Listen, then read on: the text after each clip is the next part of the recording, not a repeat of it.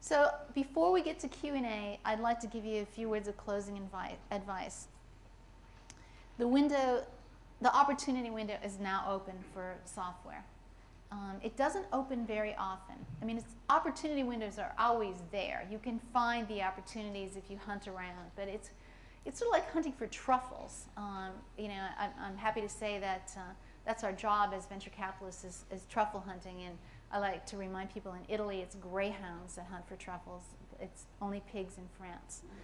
But right now it's a wide opportunity window, and it will not be open for long. Second is you need to meet engineers. One thing in common, it is the era of engineers starting companies again. These are massive inventions. The guys at Voltage have 11 patents pending. It is a revolutionary mathematical breakthrough which eliminates certificates which effectively obliterates the PKI security infrastructure by eliminating certificates. The guys at Abai have a huge patent portfolio which will change disaster recovery. And so it is a time for looking forward and finding out how you can actually engineer software better. And there are only a few times that this happens. It happened in the early 80s with the launch of the PC industry when there was stability in the operating systems. It happened again when people said, oh gee, how about client-server computing? It happened in a huge burst, of course, with Netscape and the start of the internet and Mosaic. It was too huge of a burst, and a lot of that stuff is not done. But there are a lot of big customers calling us every day, asking us for pieces of software that do not exist. The intellectual capital in your company and the coaching your company gets is more important than money. There is plenty of money out there. $5 billion a quarter, that's, you know, when I started my software company, there was $0 billion a quarter for software companies. We had to fund our companies the hard way through sweat equity. But right now, it really is the quality of intellectual capital. Most companies are being very picky about who they hire.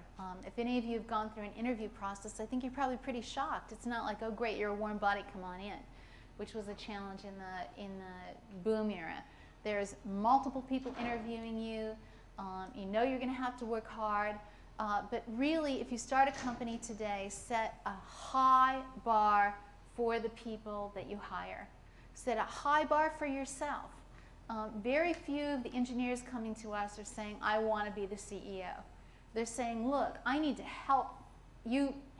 I need you to help me find the best CEO possible because I need to have someone I can learn from, someone who can compete in a challenging market, someone who can take this from concept to company, and someone who can build a very large, can actualize the opportunity out here.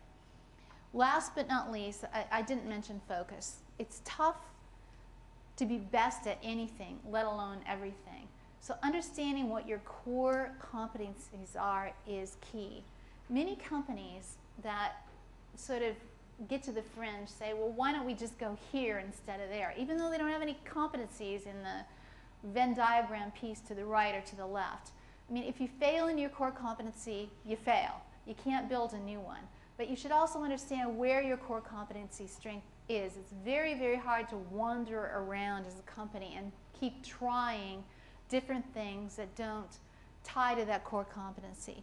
Last but not least, and I put it in small letters, is most companies don't die because they were killed off by a competitor or because there wasn't a market opportunity. They die of self-inflicted wounds. And that's just poor execution. They don't look hard at, am I getting a venture capitalist that fits my team? You want people on your board that you can call up and say, you know what, we're a little confused here. We think we've got this right, but can we do a little brainstorming here? Or, hey, I need access to this customer now, or I need access to this partner. You need to choose very carefully, not just the people you work with, but your coaching bench. That means your lawyer as well, and your accountant, all the people that surround the company, because you're likely to fail, not because you picked a wrong opportunity, or not because a competitor crushed you, because you made mistakes. And that means it's easy to be successful, because if you actually just surround yourself with excellence, really knit yourself into the market map early, have a core competency and a real breakthrough idea. You should always look forward, not backward. I had a young entrepreneur come up and talk about adoption and route to market, saying we're going to have to water down the integration of our product to make it more acceptable to our core market because they don't really want something so revolutionary. My answer to that was, that's fine as long as you know what assumptions you've made to start, that you've assumed that your customers will only accept this, and keep testing your core assumptions. Boil down your business plan. Tell everyone in your company what your 5 top assumptions are for success. So that assumptions I consider like a 52 deck card of cards. That what you hope is over time you can keep turning over those assumption cards and turning them into facts. But when you start, they are nothing but assumptions. They are not facts. Many companies start without knowing what are we assuming about our product, about our competition, about our pricing strategy, and about our customer and our go-to-market strategy. Nothing more than that. Understand those core assumptions. Determine if they're true or false. If they're false, change it. If they're true, keep on going.